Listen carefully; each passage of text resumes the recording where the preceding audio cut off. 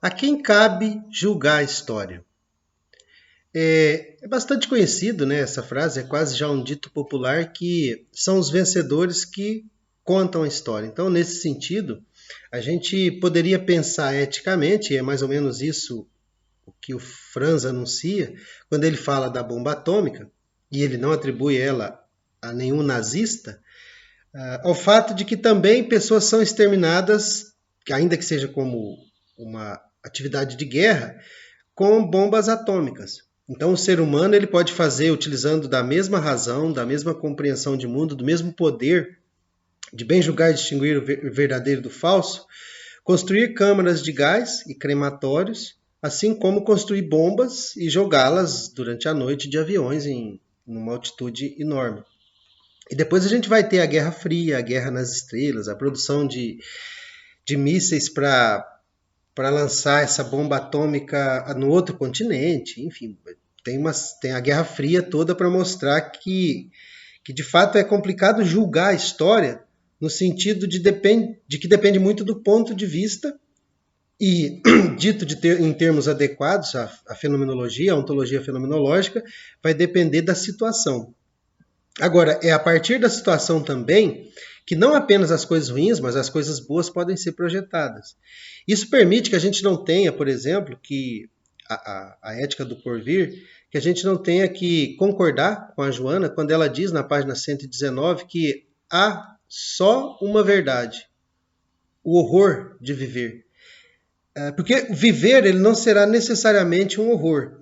Agora, num ambiente como aquele, ainda que a gente pense aquele ambiente como consequência de um ambiente ainda mais nefasto, que era o que foi, né, a escravização de judeus, mas naquele ambiente, o adequado seria dizer que viver daquele modo é o horror. Ou seja, o ato de má-fé dessa frase revela exatamente o ato de má-fé do tal julgamento histórico. Porque o julgamento histórico ele não melhora de maneira nenhuma a vida daqueles que foram torturados ou que foram mortos. Não devolve a vida, não devolve a sanidade mental de ninguém, não devolve a saúde física, a juventude que foi perdida, enfim, não devolve nada. Então, para esse momento da história, para aqueles que fizeram essas escolhas, né, para aqueles que morreram e para aqueles que mataram, já é tarde. Então, pouco importa esse julgamento se a gente pensar ele do ponto de vista de alguma alteração no passado. A gente retoma, então, as estruturas da ontologia fenomenológica. O passado é em si. Ele se fecha sobre si mesmo e eu não posso alterá-lo. Agora, que sentido, então, tem esse julgamento dessa memória, daquilo que foi? Exatamente o risco, né, que também é sabido, né, é algo da academia, mas que é quase já de senso comum, o risco de repetir os erros da história.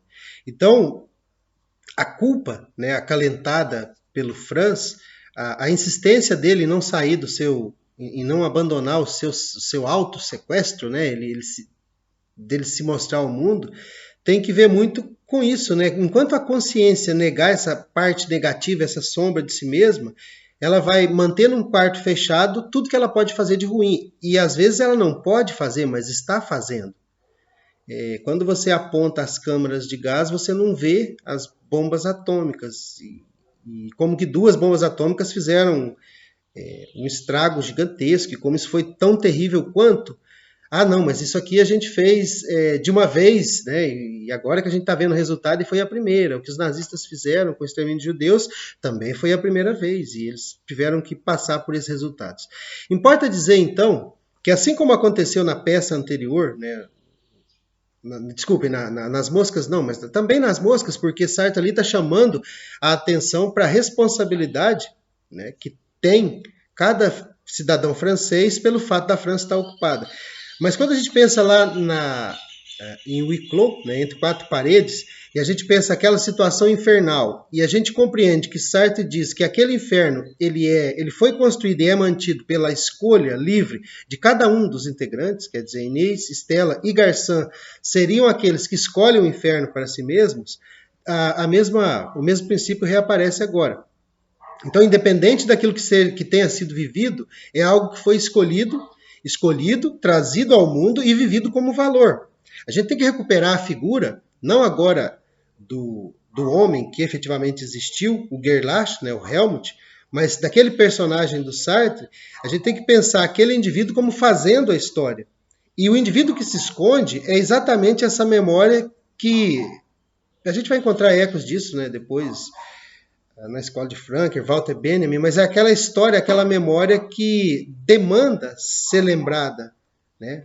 É quase o grito dos mortos, o grito dos torturados que volta. Então, essa memória, esse quarto, né, que precisa ser aberto, acaba sendo, agora sim, metaforicamente, acaba sendo jogado no fundo do rio com a morte do pai e filho. Ainda que haja alguma possibilidade de recuperar os corpos e etc., vai ficar uma história mal contada.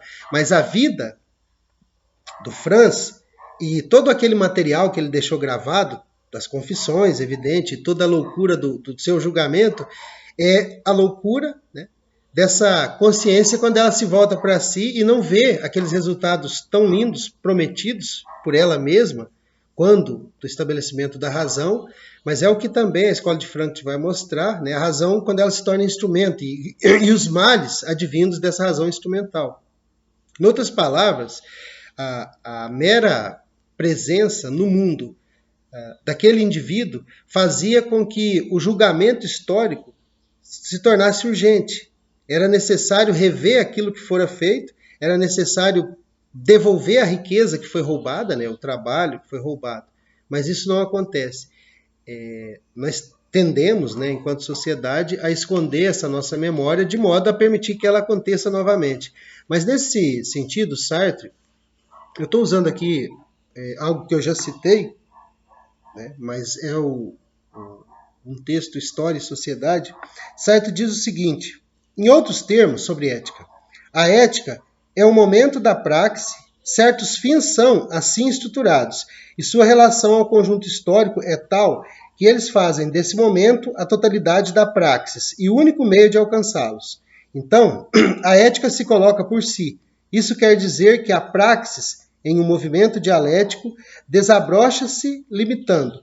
O fim não faz senão propor como um futuro puro, tornando o sentido da totalização pela reestruturação do passado através do presente. Reestruturar o passado através do presente exigiria a purgação daquilo que fora feito, e é nesse sentido que se trata de um julgamento. Quando esse julgamento é levado ao ambiente da razão pensada como pura, o que se encontram são os caranguejos, ela enlouquece, porque é sempre uma razão situada, que pode, né, trazer o inumano ao mundo e que pode depois superar essa presença do inumano, porque uma vez que houve a tortura será sempre presente no mundo humano.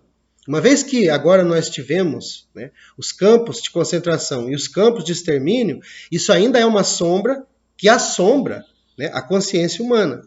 A Europa ela está atenta, né, os europeus, os países europeus, para o risco de situações de refugiados que se aproximem daquelas de campo de concentração, que é exatamente o papel que tem, né, esse aprendizado com a história. A ética do porvir é aquela que propõe um futuro aberto. Ou seja, o que aconteceu em 2025 no Brasil? Nada ainda. Nada ainda, mas o que será aquilo que nós fizermos em 24, 23, 22 e esse ano? Ou seja, a nossa responsabilidade histórica, ela se revela como os únicos seres que podem impedir que existir ou viver seja o horror. Porque a história é horrorosa, mas ela é sempre história de escolhas humanas, história de pessoas que individualmente, porque quando a gente pensa, o romano, né, o romano é uma instituição, né, e no entanto foram homens, né, a gente tem que pensar, o grego, né, ou então, os antigos egípcios eram pessoas, eram indivíduos, fossem escravos, fossem faraós, eram homens e mulheres. E essa história que é sempre feita por indivíduos, mas que é compreendida como feita por grupos, ao mesmo tempo narrada como feito de indivíduos, né, os grandes homens, a história narrada do ponto de vista dos grandes homens, dos grandes feitos, mas ao mesmo tempo esses grandes feitos foram fundados totalmente em atitudes pequenas, bem menores, de uma série de outros homens e mulheres. Então, o que Sartre está propondo é uma noção de uma história que permita essa ética do porvir. Porque se a gente não reconhecer a imersão histórica, e que é desse presente, que um futuro, desse presente que nós estamos experimentando agora, é que um futuro pode ser construído, a gente vai estar sempre naquele degrau, que é o que caracteriza todas as utopias, a impossibilidade da realização. Porque se propõe algo distante, né? Lembra lá das utopias, a cidade tem que ser assim. Não, a gente tem que, dessas cidades que nós vivemos, propor o que seria, o que a gente gostaria que fosse no futuro. Então, se eu vejo um problema de transporte, eu tenho que pensar como seria o futuro. E o que a gente tem é o processo inverso, né? As cidades, elas esperam a demanda e depois elas tentam correr atrás de resolver o problema. E isso é feito há tanto tempo, a gente nem percebe, mas isso faz com que a cidade seja um ambiente inóspito, um ambiente de sofrimento para todo mundo que se aproxima desse ambiente. A mesma coisa se passa com os modelos históricos. A diferença de renda, as favelas, ou seja o que for, não é algo que acontece do dia para a noite. Assim como o ódio dos nazistas ou do povo alemão aos judeus também não é algo que foi construído do dia para a noite, mas teve muita propaganda envolvida. Então, Sartre ele chama a atenção para essa situação histórica, e por isso que a peça é tão perturbadora, porque a história é perturbadora. É perturbador a gente olhar, principalmente vivendo os fatos que a gente vive hoje, nós que tivemos ditadura militar no Brasil, etc., olhar para a história do nazismo e perceber a que ponto que pode chegar, enfim, perceber o que o ser humano pode fazer contra si mesmo. Porque se chegar a um ponto desse, se isso chegou a ser feito na Europa, o ódio dos judeus, o ódio, né, contra os judeus fez com que eles fossem exterminados, né? 6 milhões de judeus é a grande preocupação, mas de certo modo é o ressentimento contra os japoneses que fez milhares deles também serem mortos, né, instantaneamente em Hiroshima e Nagasaki com a utilização da bomba atômica. Ou seja, quando a gente se volta para a história, o que a gente vê são atitudes absurdas de homens e mulheres, e aí a gente pensa os grandes líderes e as atitudes individuais que vão até cada um, né, que estruturam tudo isso. E Sartre tenta retomar esse link histórico que nos faz, ao mesmo tempo, responsáveis pela memória, ou seja, não deixar que aquilo que foi vivido seja esquecido, e a partir desse presente e de suas mazelas, porque cada um de nós, se olhar para o próprio mundo, e para o mundo no contexto mais amplo, vai saber dizer exatamente onde estão os problemas. Mas ela não sabe dizer o que pode ser feito, né? Porque nos foi roubado esse aspecto da liberdade. Então nós guardamos da liberdade em sociedade a responsabilidade por assumir as mazelas, isso a gente viu bem lá na Fraternidade Terror, mas ao mesmo tempo nós não podemos participar na solução dos problemas, né? Não nos é demandado pagar a conta, mas não trabalhar na construção daquele futuro que todos nós queremos. E ele não vai acontecer magicamente, né? O mundo humano ele pode se tornar inumano pela inação também, né, dos humanos. Enfim, nós estamos num ambiente em que aquilo, como Sartre disse na citação que eu li, aquilo que nós esperamos precisa ser produzido agora. É claro que é possível que nós mesmos não possamos usufruir daquilo que nós propomos, mas é necessário, né? A situação histórica ela demanda essa resposta, e essa resposta, por mais que a gente queira grandes homens para fazê-las, a gente precisa entender, e eu acho que essa é a grande mensagem da filosofia da liberdade, e que está também presente na peça Sequestrados de Altona, é que cabe a cada qual assumir a sua parte dessa responsabilidade. Eu não vejo tão responsável, assim, eu acho que os Gerlach resolvem um problema da família deles, né, com o final lá do suicídio. Mas efetivamente a gente tem antes os áudios que ficaram gravados, né, dessa confissão e desse julgamento, que por mais enlouquecido que fosse, revela qual pode ser o resultado, né, da razão quando ela se pensa, ou da consciência, né, quando ela se volta para si mesma, e ela se pensa infalível. A gente tem que pensar que aquilo que é o para si é em situação, e é dessa situação que ele pode produzir ou projetar uma situação melhor. E essa situação melhor é de inteira responsabilidade dele, como também mostra Sartre tanto na peça quanto nas suas obras técnicas, que o homem é o princípio, né, e o fim, e o responsabilizado, ele é o responsável e o responsabilizado por tudo aquilo que a gente encontra no mundo. Então, historicamente, eu não tenho nem deuses nem demônios para atribuir o que foi feito contra os judeus ou contra os japoneses de Hiroshima e Nagasaki. Eu tenho que atribuir a atitudes humanas. E essas atitudes humanas, por mais que sejam líderes que foram os que deram essas ordens, isso está ligado numa cadeia que quase que afeta e responsabiliza quase que o mundo inteiro. Então, é mais ou menos esse o princípio que a gente encontra tanto na peça, e por isso ela pode ser lida assim, como uma crítica, um questionamento ético, como nas obras técnicas, porque a consequência da liberdade é essa. A consequência da liberdade absoluta é que tudo aquilo que o mundo humano também traz é responsabilidade humana. E é dessa assunção que o homem pode ou pleitear a liberdade para todos, ou permanecer na sua ignorância de si mesmo e, sobretudo, daquilo que ele tem de malévolo contra si mesmo.